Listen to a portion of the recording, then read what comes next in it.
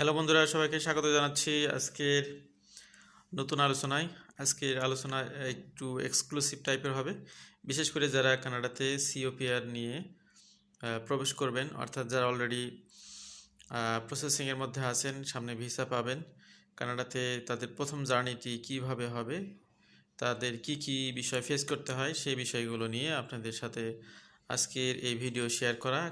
কারণ কানাডার নিয়ে যারা কাজ করেন, অনেক এজেন্সিও এই বিষয়গুলো ভালোভাবে টেক কেয়ার করেন না বা জানেন না, সেই জন্য এই বিষয়গুলো আপনাদের জানা থাকাটা খুবই জরুরি।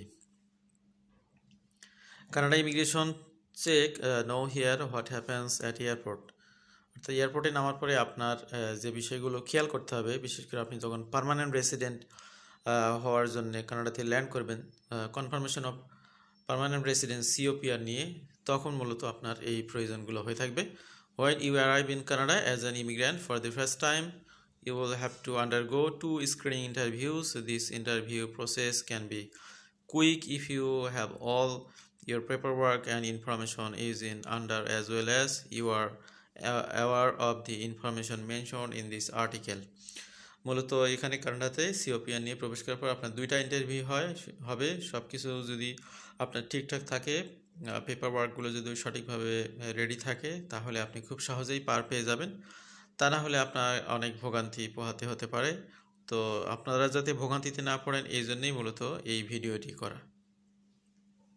Overview of the immigration check at Canada Airport. First interview, verifying official documents. During your first interview, a Canada Border Security Agency officer will greet and welcome you. অর্থাৎ আপনার কানাডাতে ঢোকার পরেই 2টা ইন্টারভিউ হবে। তার মধ্যে প্রথম ইন্টারভিউটা হবে আপনার ডকুমেন্ট নিয়ে, অর্থাৎ আপনার যে ডকুমেন্টগুলো আপনি আগে শেয়ার করেছেন গভর্নমেন্টে এবং সাথে যে ডকুমেন্টগুলো এনেছেন, সেগুলোকে ভেরিফাই করবে কানাডার একজন বর্ডার সিকিউরিটি অফিসার। প্রথমে তিনি আপনাকে সম্বোধন জানাবেন, greet and welcome you, request you for your visa and travel documents, verify that you and any accompanying family members have proper travel documents, ask about your health. You may ask about your health. You may ask you question similar to those on your immigration application form. অর্থাৎ যে তথ্যগুলো আপনি already দিয়েছেন, সেইগুলোর আলোকে আপনার কী কী document আছে সেগুলো মূলত সেখানে ভালোভাবে চেক করা হবে। Are you traveling with your family? Have you been convicted or of a serious crime in your home country? How long do you plan to stay in Canada? How much money do you have with you? Are you healthy? Have you been to Canada before? Where are you required to live? তো এই কোশ্চেনগুলো মূলত আপনাদেরকে করা হবে। কোশ্চেনগুলো দেখে আপনাদের প্রস্তুতি নিতে খুব সুবিধা হবে।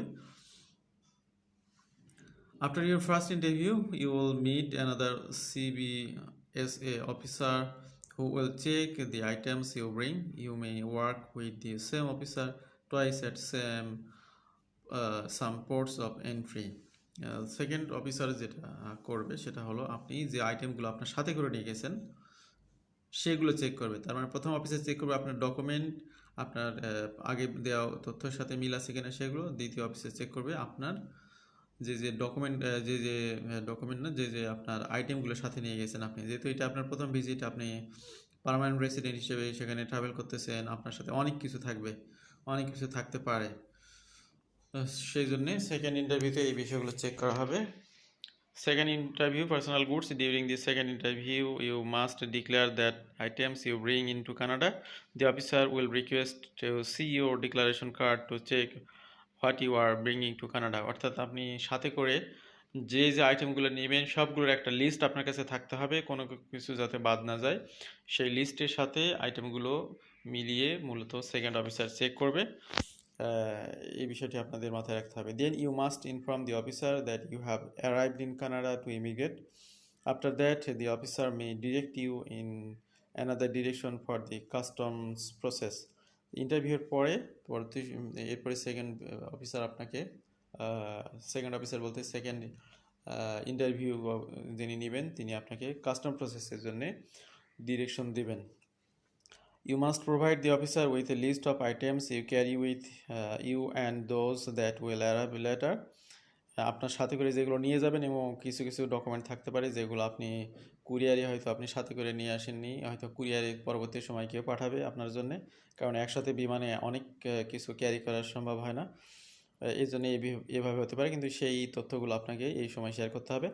You and the officer will go over both list and they could ask you question regarding some of the items. The officer could also inspect your bags. Here are some of the questions the officer may ask. What are you bringing with you to Canada? Furthermore, they may also ask, do you have any live animals or plants with you, firearms and any ammunition or fireworks with you, meat or dairy products with you, fresh fruits or vegetables with you, items from endangered species. তার মানে আপনি কি কি item সাথে নিয়েছেন, যা নিছেন সেগুলোর সাথে আরও কিছু বিষয় এখানে যুক্ত হবে, কোশ্চেনগুলো যুক্ত হবে। Always remember, never provide misleading information. কখনোই আপনাকে ভুল তথ্য দেওয়া যাবে না, এই বিষয়টি সবসময় খেয়াল রাখবেন।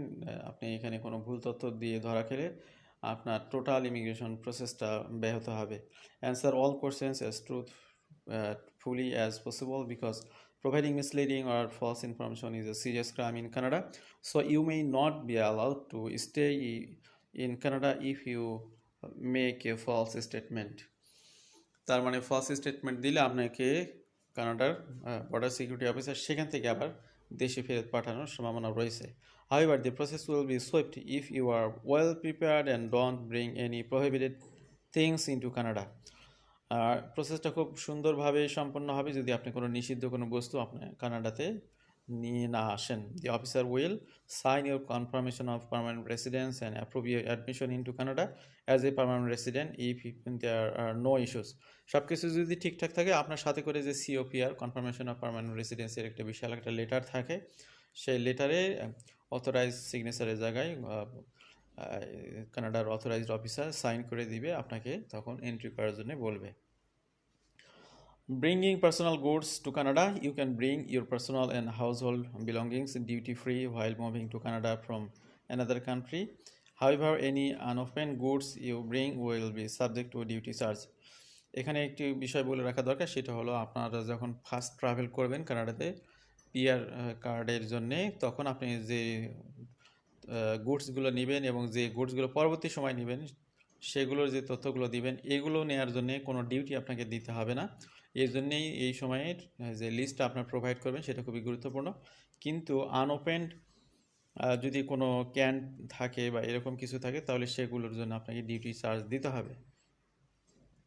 Generally, when goods enter Canada, the government charges a fee for those new goods called a duty. However, you do not have to pay duty on the following items. কী কী আইটেমে আপনার ডিউটি দিতে হবে না সেগুলো আপনারা দেখতে পাচ্ছেন: book, lines, clothes, jewellery, antiques, furniture, silverware, musical instrument, gift worth Canadian dollar 60 or less is অর্থাৎ $60 পর্যন্ত কোনো গিফট থাকলে, hobby tools and other hobby items, private collections of coins, stamps or arts, appliances such as stove or refrigerator. However, you do have to pay duty on the following items. আপনাকে কিছু আইটেমে অবশ্যই duty বা শুল্ক দিতে হবে। সেগুলো কি? Farm equipment you plan to use in contracting, construction, manufacturing, vehicles you plan to use for business, items you have bought on your way to Canada. Items you have brought on your way to Canada, items you have leased or returned. Leased or rented items are not considered as things that you own. Bring your sales receipt and registration paperwork if you are unsure about paying duty on particular items. অর্থাৎ যে আইটেমের যে আইটেমগুলোতে আপনার duty দিতে হবে, শুল্ক দিতে হবে, সেই আইটেমগুলোর নাম শুনলেন, আপনারা সবসময় যেটি করবেন সেগুলোর যে পারচেস ভাউচার বা স্লিপ আছে সেগুলো সাথে নেবেন, যাতে করে এক্স্যাক্ট প্রাইসটা তারা জানে এবং সেটার উপরে সেভাবে ডিউটি ধরতে পারে। তা না হলে এই ডিউটি নিয়ে আপনি হ্যাসেলে পড়তে পারেন। আর কী কী বিষয়ে ডিউটি দিতে হবে না সেই লিস্টও আপনারা দেখতে পেলেন। এরপরে হচ্ছে আপনাদের bring your sales receipt, registration paper wedding একটা বিষয় হচ্ছে wedding gifts, you can bring your wedding gifts without paying duty. আপনি যদি বিয়ের কোনো গিফট আনেন তাহলে আপনার সেক্ষেত্রে ডিউটি দিতে হবে না। যদি get married within 3 month of arriving in Canada, কানাডাতে আসার 3 মাসের মধ্যে যদি আপনি বিয়ে করেন, have plans to marry no later than 3 month after you arrive, এবং আপনার যদি কোনো প্ল্যান থাকে বিয়ে করার জন্যে, যে আপনি কানাডাতে আসার পরে বিয়ে শাদী করবেন 3 মাসের মধ্যেই, তাহলে সেটার পারপাসে কোনো ওয়েডিং গিফট আপনি নিতে পারবেন ডিউটি ছাড়া। Nevertheless, you must have owned the goods before you arrived in Canada. The same rules apply to domestic items brought in as wedding presents. Tobacco and alcohol. If you bring alcohol or cigarette, you may be required to pay duty. Bring vehicles to Canada. Vehicles brought into Canada for personal use are duty free. However, there may be some restrictions. For example, cars must comply with Canadian safety and pollution control regulations. এখানে tobacco এবং alcohol জাতীয় দ্রব্যাদি আনার এখানে duty দিতে হবে আপনাকে। আরও নেশা জাতীয় দ্রব্য থাকলে অবশ্যই সেটা আনা যাবে না। আপনার যদি কোনো প্রিয় গাড়ি থাকে সেটা আপনি কানাডাতে নিতে পারবেন, পার্সোনাল ইউজের জন্য ডিউটি ফ্রি আপনি গাড়ি নিতে পারবেন। কিন্তু অবশ্যই এই বিষয়টি খেয়াল রাখতে হবে আপনার গাড়ির কন্ডিশন যাতে কানাডার ওয়েদারের জন্যে, অর্থাৎ সেখানকার পলিউশনের বিষয়গুলো যাতে ঠিক থাকে সে বিষয়গুলো তারা চেক করে দেখবে। Items that are restricted in Canada, there are different rules of bringing firearms into Canada depending on whether you are permanent resident plan to move to Canada. In addition, bringing endangered species, animals and plants into Canada is prohibited. অর্থাৎ আপনার অস্ত্র জাতীয় কোনো জিনিসপত্র আপনি Canada আনাটা এটা prohibited. এছাড়াও আপনার যেগুলো ক্ষতিকর মশলা জাতীয় বা এরপরে মশলা না, ক্ষতিকর কোনো বস্তু, কোনো প্রাণী, কোনো জীবজন্তু এবং কোনো উদ্ভিদ যদি আপনি নিয়ে আসেন তাহলে সেটি অবশ্যই প্রহিবিটেড। সেগুলোর জন্য আপনাকে হ্যাসেল পোহাতে হবে, সেগুলো না আনাই ভালো। Jewellery and valuable ornaments. During customs interview, officer May inquire about your jewelry or precious ornaments, so make sure to include these things into your list of goods to avoid custom delays while entering Canada. Use your insurance policy wording or jeweler's appraisal on your list of goods. Add photographs of the items, have a receipt showing how much you paid for them. Family heirlooms are exempt from duty or tax.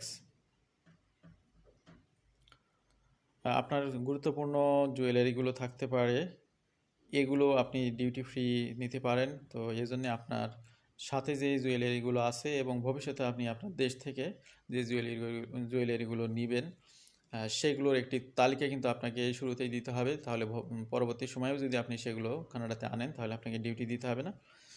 সেই জন্য আপনি যেটা করতে পারেন, সেগুলো তালিকার সাথে সেগুলোর মানের রিসিট যদি থাকে অথবা সেগুলোর ছবি যদি থাকে, সেগুলো এইভাবে আপনি একটা সুন্দর পেপার ওয়ার্ক রেডি করতে পারেন। Gifts. Ensure that you declare all gifts to the Canada Border Service Agency. You may bring gifts worth CAD $60 less is duty free and tax free. Have to pay duties and taxes on gift over CAD 60. Cannot bring tobacco and alcohol as gift. তার মানে আপনি যদি gift নিয়ে আসেন, বিভিন্ন ধরনের gift আপনি পেতে পারেন বিভিন্ন জনের আত্মীয় স্বজনের কাছ থেকে, সেগুলো আপনি কানাডাতে আনতে পারবেন।